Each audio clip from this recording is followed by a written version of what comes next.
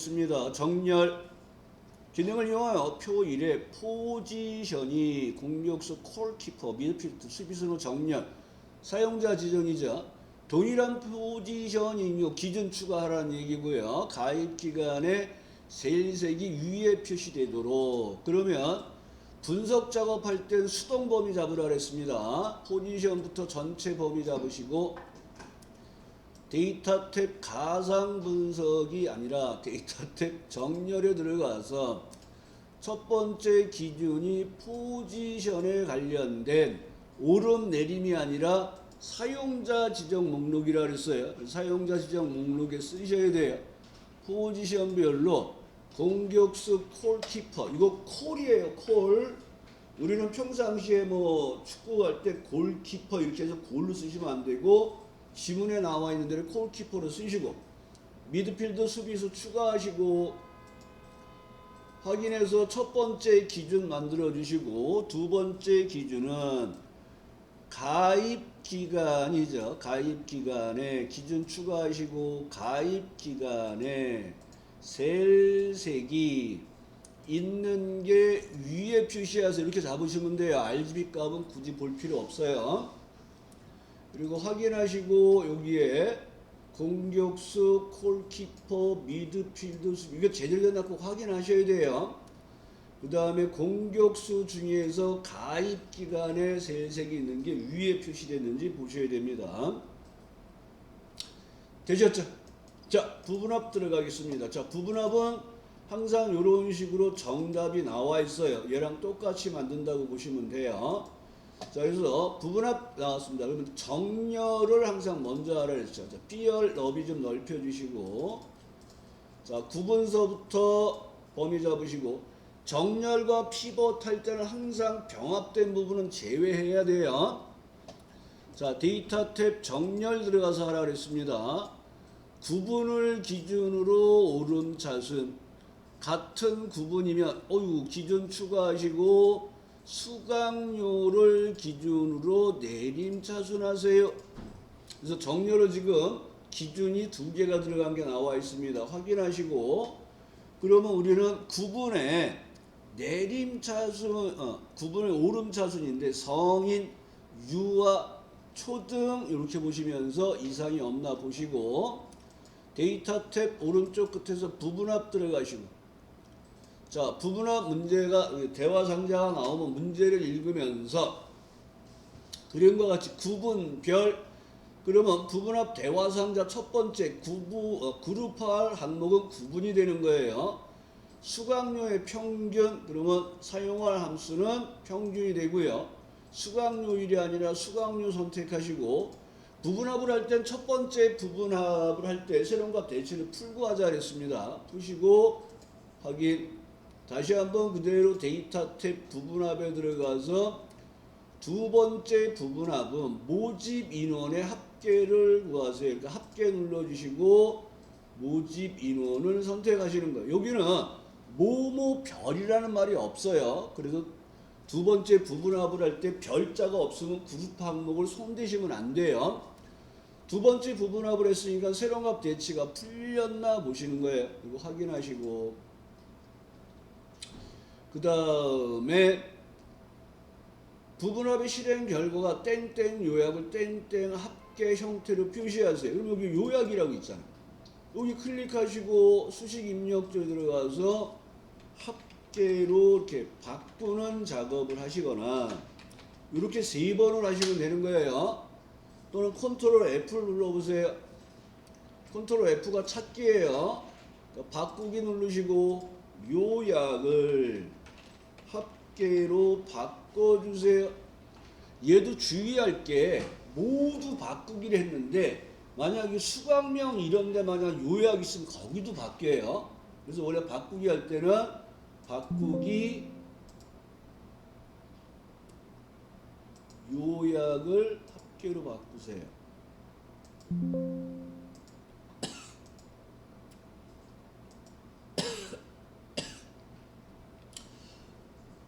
다음 찾기, 바꾸기. 이렇게 하시는 걸 기억하셔도 되고, 아까처럼 그냥 요약을 찾아서 세 번을 합계로 바꾸셔도 돼요. 그리고 다른 지시 내용이 없으면 여기 밑에 두 개의 서로 다른 값을 정답 화면이 나와 있는 거하고 비교해서 이상이 없으면 넘어가시면 돼요. 데이터표 들어오겠습니다. 자, 데이터표는 계산 결과의 계산 결과를 변화에 따른 결과를 표로 보여주는 거예요. 자, 여기는 이자율 변동에 따른 상환금 조건표라 해서 대출금 연이율 상환기간을 이용하여 상환금액을 계산했는데 데이터표 기능을 이용하여 이자율이 이렇게 변한다는 원식의 이자율은 여기에 있어요. 이자율이 이렇게 변할 때 상환금액의 변동은 어떻게 되는지를 구해달라는 거예요. 그러면 여러분들이 여기에서 가장 힘들어하는 게 뭐냐면 수식을 어디에 연결하느냐예요. 그럼 항상 값이 들어가는 줄에다 연결하시면 돼요. 능하시고 내가 구하고자 하는 상환 금액을 연결하시고 연결된 수식부터 데이터 범위 잡고 데이터 탭 가상 분석의 데이터 표에 들어가서 얘는 행값이 없는 단일 변수예요. 그래서 열값이 원식에는 6%야. 얘를 이렇게 변하면 상환 금액이 어떻게 될까를 처리하는 거예요. 그래서 데이터 표가 나왔을 때 여러분들이 연결하는 지점이 값이 표현되는 줄에다 놓는다는 걸 기억하셔야 돼요. 자, 목표값 찾기는 입력값이 아니라 결과값의 변화에 따른 입력값의 변화를 알고 싶은 거죠. 그래서 여기는 이게 영진 출판사에서 만든 예제예요. 그래서 영진 출판사 판매량 표에서 실판매 금액의 평균, 여기 실판매 금액이 지금 2천만 원이 안 되고 1,900만 원 돈이 돼 있는데 얘가 2천만 원이 되려면 할인율, 골드웨어 할인율을 얼마를 하면 얘가 2천만 원이 될까? 그러니까 골드웨어 할인율이 입력값, 그 다음에 실판매 금액의 평균이 결과값이에요. 결과값에 포인트 넣으시고 데이터 탭 가상 분석의 목표값 찾기에 들어가서 수식 셀이 결과값이에요. 목표 찾는 값이 목표값으로 직접 입력하시는 거예요. 20000000. 그 다음에 값을 바꿀 셀이 입력 셀이 되니까 30%를 선택해 주시면 돼요.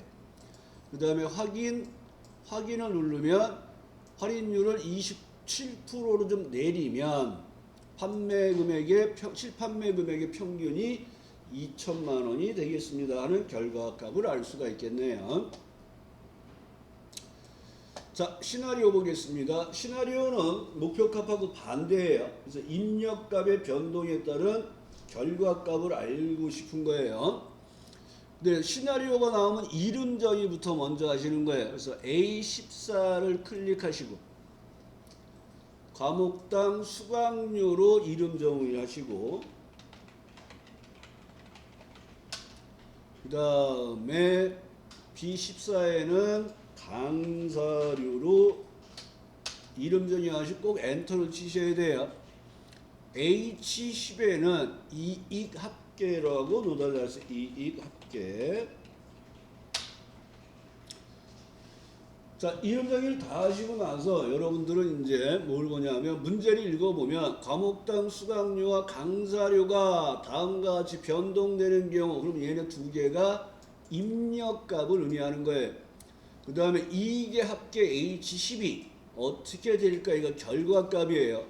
그러니까 입력값 두 개를 이렇게 10% 인상과 20% 인상으로 변경했을 때 이익의 합계는 어떻게 될지를 알고 싶은 거로 시나리오를 항상 입력값을 범위 잡고 하신다 했어요. 입력값 두 개를 범위 잡고 데이터 탭 가상 분석의 시나리오 관리자에 들어가서 시나리오를 두 개를 만드시는 거예요. 첫 번째는 10% 인상. 자, 이름을 복사하시고, 자, 시나리오를 이름을 쓰면 항상 탭키를 눌러서 입력 셀이 제대로 되어 있는지 꼭 보시고 확인 버튼을 누른 다음에 얘가 좀 특이해요. 10% 인상이기 때문에 내가 44,000원과 99만원으로 직접 수정하는 작업을 하셔야 돼요. 그래서 10% 인상된 값을 써주셔야 돼요. 44,000원, 99만원. 추가하시고 20% 인상이라는 시나리오 이름 넣어주시고 탭키 눌러서 다시 한번 입력값 위치 확인하시고 확인 버튼을 누르신 다음에 이제 48,000원 20% 인상된 거, 그 다음에 20% 인상된 108만원으로 입력을 해주시고 확인하신 다음에 시나리오 결과를 뽑아내는 명령은 요약이라 그랬어요. 그때 요약했더니 얘가 H10을 잡아줬네요. 그리고 확인 버튼을 누르시고 그러면 여러분들이 이름을 정의한 거 2개, 3개죠. 오타 없나 보시고 시나리오 이름 2개 오타 없나 보시고 변경되는 값 제대로 입력된 날을 보신 다음에 마지막으로 꼭 봐야 될 게 위치예요. 얘는 시나리오 시트 바로 뒤로, 그러니까 얘를 끌어다가 결과를 끌어다가 시나리오 뒤로 옮겨주는 작업을 꼭 하셔야 돼요. 그러니까 9번은 앞에, 그다음 1번은 뒤에 나오니까 꼭 확인하라 그랬습니다. 피벗 보도록 하겠습니다. 자, 피벗이 나오면 항상 위치를 먼저 보는 거예요. 얘는 동일한 시트 A18인데, 자, 여기 합계가 병합이 돼 있어요. 여기 범위 잡으시면 안 돼요. 정렬하고 피벗은 병합된 부분을 제외하고 하시는 거예요. 그래서 성명부터 합계 행을 제외한 범위 잡으시고 삽입의 피벗 테이블의 기존의 워크시트의 A18을 선택해 주시고, 자, 문제를 읽으면서 이제 배치를 하도록 하겠습니다. 자, 임금 명세표의 쥐기를 열에다가 먼저 놓네요. 근속 기간을 행으로 넣으시고, 그 다음에 기본급의 합계와 상여금의 합계를 각각 집어넣으시면 되겠네요. 자, 그 다음에 보고서, 피벗 테이블 보고서의 근속 기간을 그룹으로 왔어요. 그러니까 그룹이란 말이 나오면 여러분들 항상 해당되는 값에서, 그러니까 행 레이블 밑에 숫자 4에서 마우스 오른쪽 그룹을 누르셔야 되고 위치 기억해 두세요. 그룹은 해당되는 데이터에서 마우스 오른쪽 그룹. 그러면 여기에 나와 있는 내용을 보면서 시작값은 1이네, 끝값은 20이네, 단위는 1, 6, 11, 16으로 이렇게 그룹이 잡히는 시작값을 보면 5씩 증가했네 하고 이걸 여러분들이 파악해서 놓으셔야 돼요. 1, 25. 숫자 4에서 마우스 오른쪽 버튼을 누르시라고요. 네, 거기를 숫자 4를 먼저 클릭하시고 마우스 오른쪽 그룹.